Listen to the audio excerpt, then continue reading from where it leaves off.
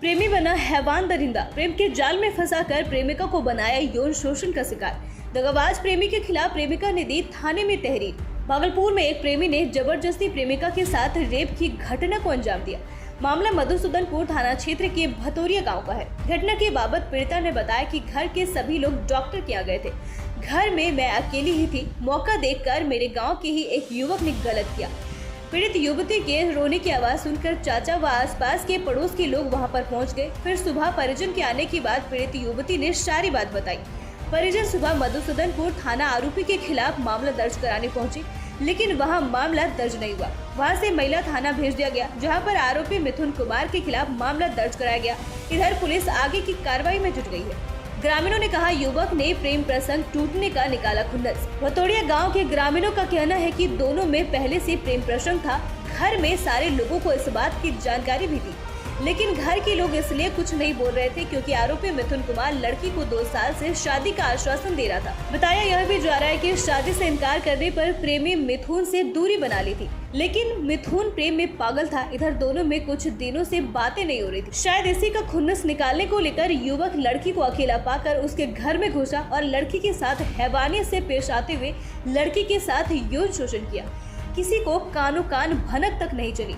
जब लड़की की मां और लड़की हम लोगों के बीच यह सारी बात बताई तो पता चला। गांव वाले ने कहा, लड़का पहले लड़की को अपने प्रेम जाल में फंसाया, उसके बाद जब बात नहीं बनी तो उसके साथ यौन शोषण किया। पीड़िता की मां ने कहा, मैं इलाज के लिए गई थी, कभी सोचा भी नहीं था कि बेटी के साथ इतना बड़ा हादसा होगा। पीड़िता की मां ने कहा, मेरी तबीयत कुछ दिनों से खराब चल रही थी, मैं डॉक्टर के पास अपना इलाज कराने गई थी। इसी दरमियान मुझे आने में विलम्ब हुआ, मैं अपने मायके चली गई। इधर मेरी बेटी घर में अकेली थी। अकेला पाकर भदौरिया पूरब 16 का रहने वाला शंभू यादव का बेटा मिथुन कुमार मेरे घर में जबरन घुस आया और मेरी बेटी के साथ यौन शोषण किया। यह कहीं से सही नहीं है। मैंने अपनी बेटी के लिए कितने सपने संजोए थे।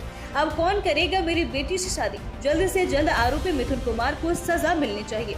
नहीं चलिए रात में घर में गलिए डॉक्टर के यहाँ गलिए डॉक्टर कन माँ कन चलो गलिए नहीं लिए रात में ये रात में जब नहीं लिए घर तो ये सब रात में घटना केना ओले संगता पता ले कि हमरा फोन करल कि मम्मी हमरा घर घुसी गलो मिथुन कुमार शंभू यादव का बेटा 10:30 बजे रात में जोर जबरदस्ती एक साथ बलात्कारी करलक। जब हम सब बोले लगले हमरा ज्यादा सब रात का एकदम दबाल तड़पी के एकदम भागी मुँह दाबी दिल के कसी के तुम बोलेगा एकदम मुँह दाबला रखल के मला पकड़ी लेके मला पकड़लक। एक बाद पहला और बाद भी अपने चार पक्का पर छत तक चढ़े। मिथुन कुमार कहाँ रोज है?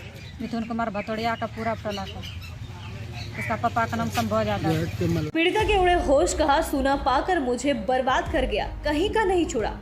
भतोड़िया की रहने वाली पीड़िता ने कहा, मेरी माँ अपने इलाज के लिए डॉक्टर के पास गई थी। मैं अकेली घर में थी, तभी अचानक रात के 10:30 बजे भतोरिया पूरब टोला का रहने वाला शंभू यादव का बेटा मिथुन कुमार मेरे घर में घुस आया और जबरन मेरा मुंह दबाकर भद्दी गालियां देने लगा और धमकी देते हुए कहा कि अगर तुमने शोर मचाया तो मैं तुम्हें जान से मार दूंगा। और मेरे साथ उसने घंटों यौन शोषण किया।